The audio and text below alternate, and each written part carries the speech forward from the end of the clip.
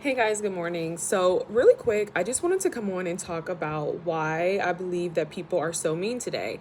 Now, you can see this really playing out on TikTok. You can kind of, I think TikTok is actually probably one of the best platforms in which this really manifests. And I think it's a really good social indicator to kind of back what I'm saying, right? I think it's a great proof because it's so real and it's so valid.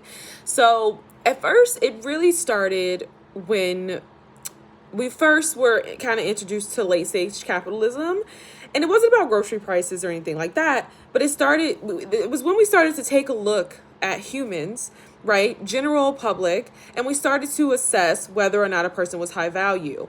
I think that this was, obviously greatly depicted in a lot of the content that was around what makes a high value man or a high value woman. That then kind of matriculated into conversations about who is worthy of relationships, right? The biological fundamental needs of every human being, right? And so what we did was we started to assess people based on their economic status, right? We started to say, well, if you don't make this, right, for women, we, went straight into those insecurities, right? If you don't look like this, if these are your circumstances, and we really completely just erased all empathy and compassion and nuance for the complexities of life, right? Like, we understand that no person would willingly sign up for a divorce, right? No person would willingly sign up to be a single mother. But what we did was we completely took away a lot of the empathy within these conversations, and it was for capital, right? Because that was the time in which we were in society, and a lot of people were looking to create online platforms and so forth, to have just more capital so that they could appear, or maybe, because this is also too where you have the Kevin Samuels. Obviously, he was like a really prominent figure during this time. The reason why I'm talking about it in this way, and I'm like, matriculating it down, because it's so important to kind of see how it's really a paradigm, right? It's an environmental factor, it's economic, right? It's political, but then it becomes a paradigm, and then it's impacted by it. We're all impacted by it, right? So anyway, that was the start of it.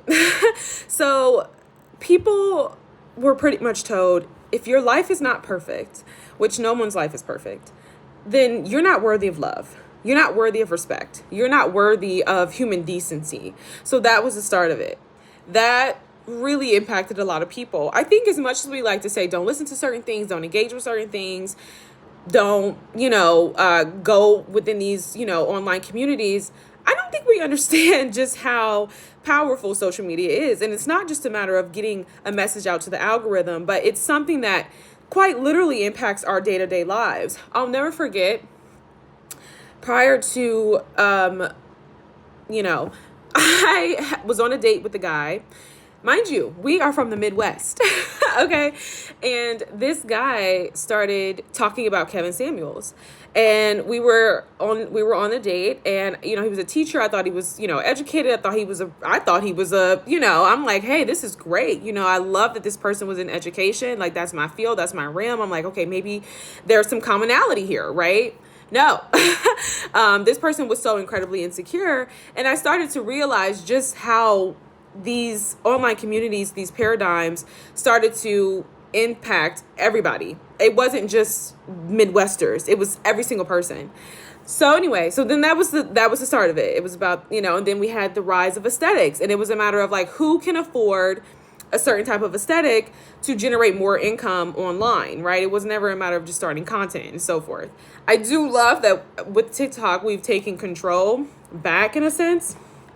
And so many people are deciding that, hey, I'm going to create think pieces and things like that, because I feel like that, we always kind of have some type of control, I think, as general public, and so forth. So anyway, so there's that. And so fast forward to today, and where we are with it is, community was no longer a matter of a safe haven. It was no longer the place where there were shared resources and there was mutuality for reciprocation, right? So you give to a person, you typically feel good about yourself, right? That morality, that moral boost that you would get from sharing your resources and being a person of contact, or whatever the case may be, those were no longer things that you felt proud of, right? Those are things you no longer felt good about.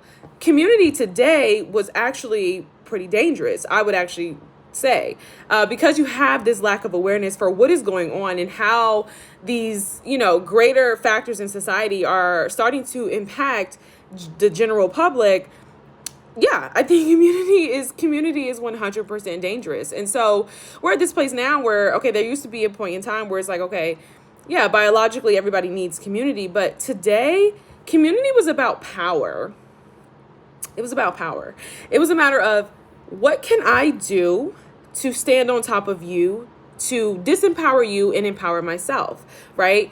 People were just at this point seeking exploitation to feel better about themselves, because I do believe that with this, when you start taking away human value, human life, right? You start devaluing humans, you take away morality, right? You start encouraging values and behaviors that are, you could say narcissistic, right? These very cruel and unkind behaviors, these things are being rewarded in society. And I think this is also too the problem when it comes to Donald Trump, right? Donald Trump is someone who is blatantly racist, and he opens up this can of worms.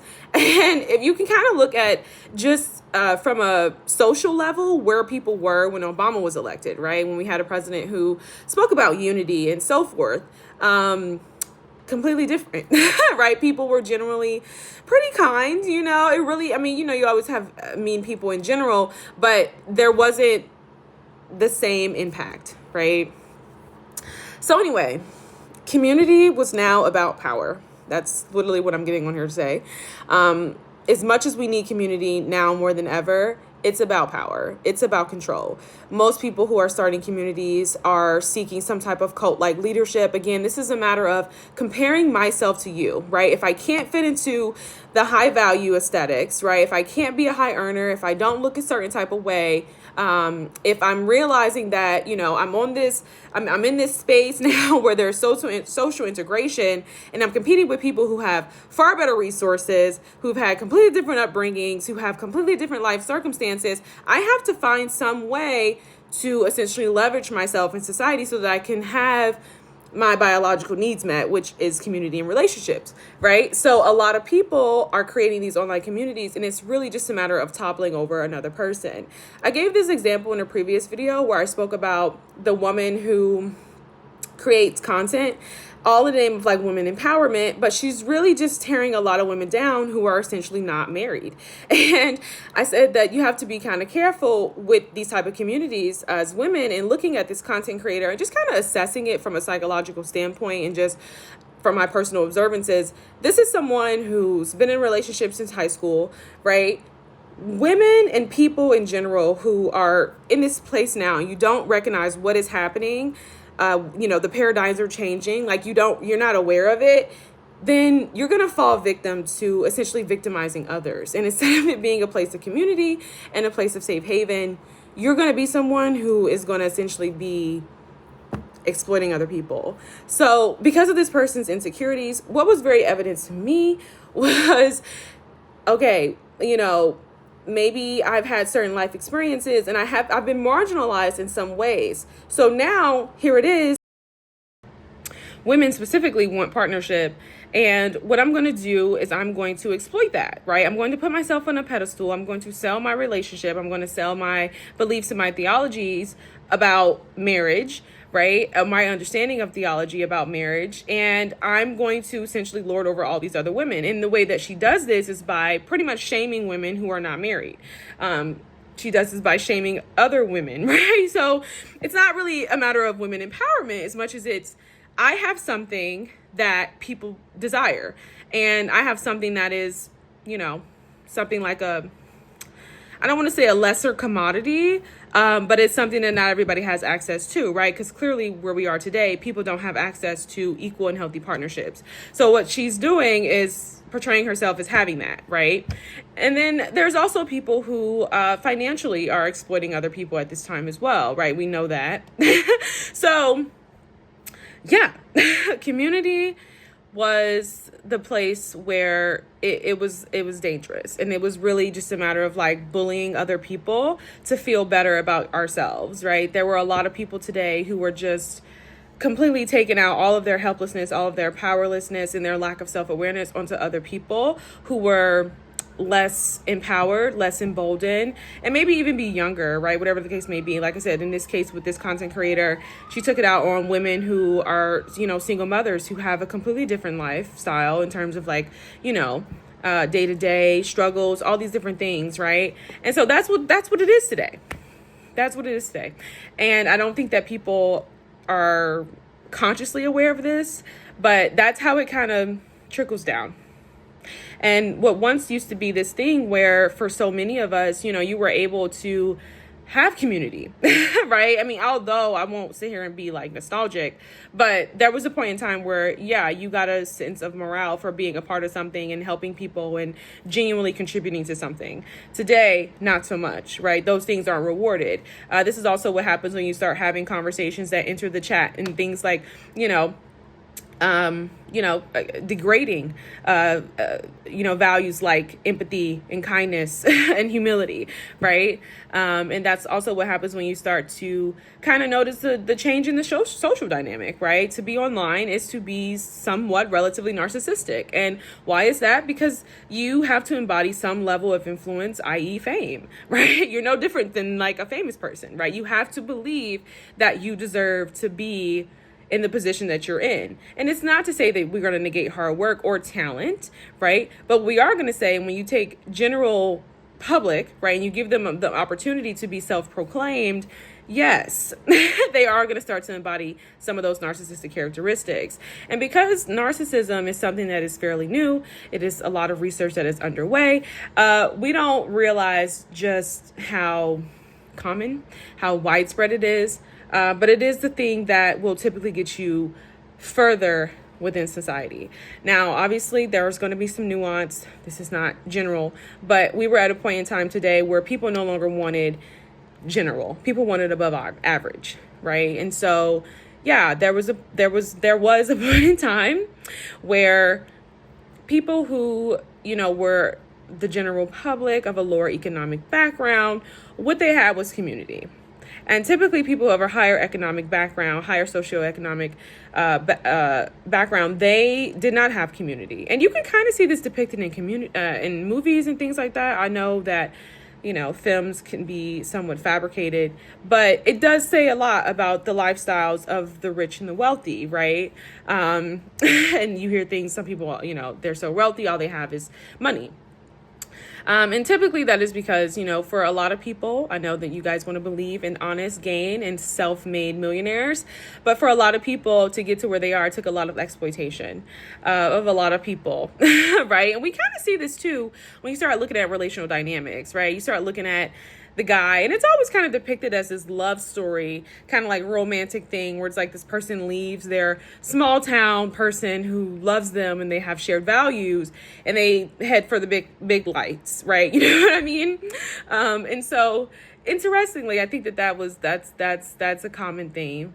And so anyway, it's really just a matter of getting on top. It's really just a matter of survival. And I think that because we are in this place where you talk about late stage capitalism, it's a matter of like, the Bible describes it as this: a loaf of bread will be a day's wages, right? So yeah, right. In times, late stage capital, very much so, right? You couldn't work enough, right? You couldn't you look at your pay stubs and you're trying to like make sense out of the tax bracket and the taxes and all these, because it's not making any sense, right? It's not making any sense. And this is common amongst a lot of people. Obviously, we know that there's not every person is struggling. We get that. We understand that. But yeah, so I kind of just wanted to come on and I just wanted to share that because I just think that, people need to just kind of be aware of like what's going on today. Like I said, I think a lot of people were just simply exploiting others to be more powerful, to feel more powerful you have a lot of people who are in very powerless situations. So community was no longer safe. It was no longer the thing that, was the privilege about being general public, right? Now you have billionaires, millionaires, so forth. They are now infiltrating our spaces with their paradigms, right? With their capitalism, with their buying power and so forth. And this is why, for the general public, people are so mean. So just imagine living your life always being held to a very unrealistic expectation, right? It's like, people set out with these ideals and they have no idea how to go about acquiring those ideals, right? They have no idea that the realism is that, to have a certain type of life or whatever the case may be that they're sold, right? Whatever aesthetic, whatever lifestyle, whatever the case may be, is not something that was ever created to be available for every single person. And for every image, there are laws and there are codes and there are regulations. And the overarching theme is a systemic institution that is highly invested in keeping people oppressed. So what happens when people are essentially denied their fundamental biological right to community and to connection as Homo sapiens? We become the monkeys in the cage, essentially. We become the organisms that are controlled. And the byproduct of that is we don't really function well. So community is dangerous. I would say, let me know what you guys think in the comments.